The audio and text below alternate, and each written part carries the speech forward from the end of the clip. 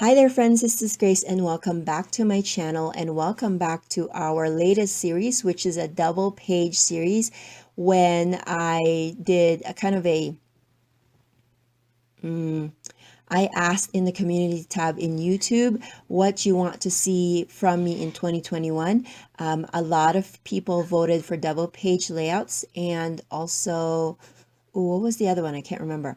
But double page layout was definitely, sketches, I think. So I am marrying the two of them here, wherein I am following a sketch or a recipe or a formula from another entity other than myself. And then I'm also going to make double page layouts. So the kind of twist here is that I specifically picked double page sketches that have some kind of measurements on them, whether that's measurements for photos, measurements for the actual paper cutting. So those are the ones that I'm focusing here, just to kind of give myself a little bit more challenge and to kind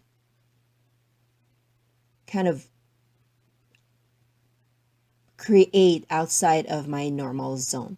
So with this one, I am going to do a sketch from scrapbook generation, and I can't share the sketch because it's a paid one, but it will hold, I think I was able to put 2, 4, 6, I think I was able to put 10 photos here, and they're all 3x4s. And so I really like that because that's my comfort zone, unlike layout number 1, where I had to have different kinds of photo sizes. Not that that's bad, it's just not my comfort zone. I am using a lot of scraps here. I pulled a lot of the papers from my scraps. The only non-scrap item here is my white cardstock that I'm using as my base. And so I'm here putting it together now. I'm going to tell you a few of the pros and cons that I found for this particular style or particular sketch. So the pros is that the instructions are easily understandable. They are very easy to read, and they're not confusing. That you know exactly what you're cutting and what that paper will look like at the end of the sketch. So I really like that, and you can easily use scraps. That's what I've noticed with scrapbook generation sketches, is that it's photo heavy, and it just tells you exactly where to put the photos, so you don't need full sheets of papers for it. You just need specific measurements. And so I really like that, because then I get to dip into my never ending pile of scraps. And it's also faster. I find that it's faster because you are using smaller papers, and then the photos have a distinct, like there's a definite space for the photos, so you don't have to worry about behind the photos. So it definitely makes things faster. And then there's no layers, and you can easily transfer it to your existing supplies. The photos, or the sketch called for photos on the left, well, it does have some 3x4 blocks for things, and I decided to go through my pocket page cards for that, just so that I can, you know, combine some products here. Now in the sketch though, it only called for 3x4 vertical photos, and I have horizontal ones. So I'm kind of not having a hard time, but it's taking me a little bit longer than it should, because I want to combine those two different orientations. And so I'm going to kind of move things around here. But I love that I was able to use my 3x4 cards, because they're just sitting in my stash, so it's not getting used. So I'm going to cut some of these out so that I can move them around. I think I will be trimming some of them as well to make them skinnier, or yeah, to make them more narrow. These photos are of my daughter in seventh grade, when they had their recognition day. That is, at the end of a school year, you get to recognize kids that have done well academically. And so she was one of those that received a silver medal out of her grade. And so I'm documenting the pictures for that.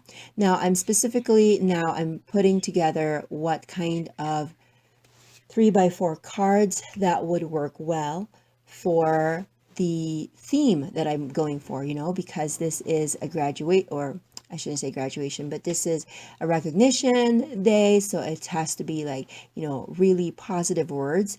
And I did trim that single photo of her just a tad so that I can fit all of the photo collage, like for all the photo collage will match in size.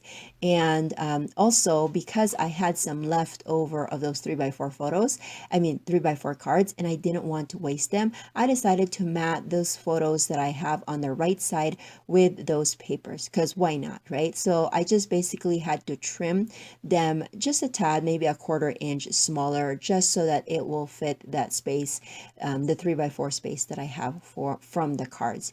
And so the title will have, or part of the title will have the word hello, which is part of this card or paper that I have here, but I want that, because it's the title block, I want that to stand out on my page. And so I am adding some fun foam to that, and I'm just trying to wrestle with peeling off the backing of the adhesive sheet that I added to the fun foam.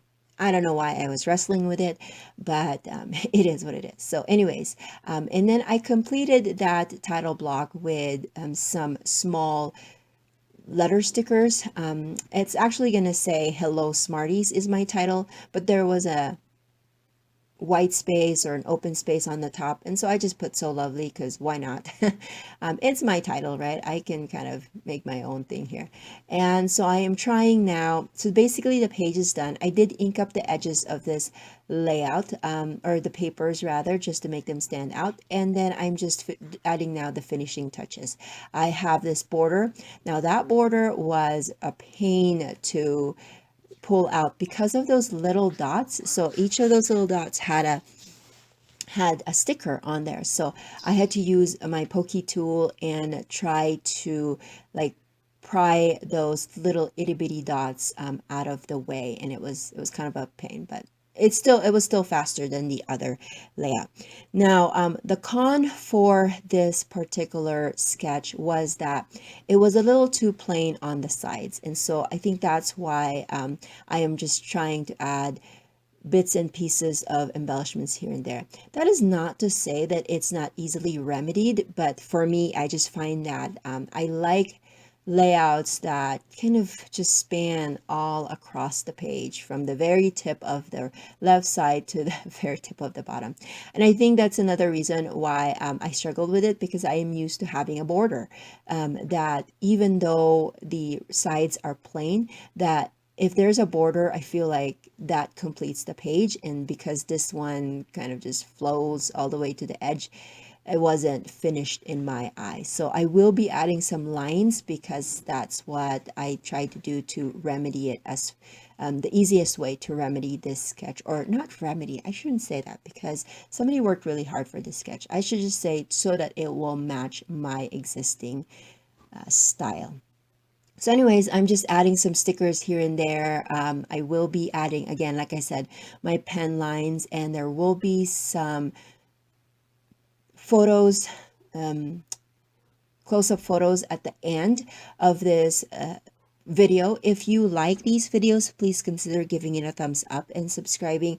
I do not get anything, like I try to, but I don't do like affiliate program or any of that stuff. So the only way that I can monetize this channel is really through Google Sends ads. So I would very much appreciate it if you will watch and continue to engage in this channel, because that's the only way that I could continue to monetize it. If you have any questions, leave it in the comment section below, and I will catch you guys in video number 3. Bye.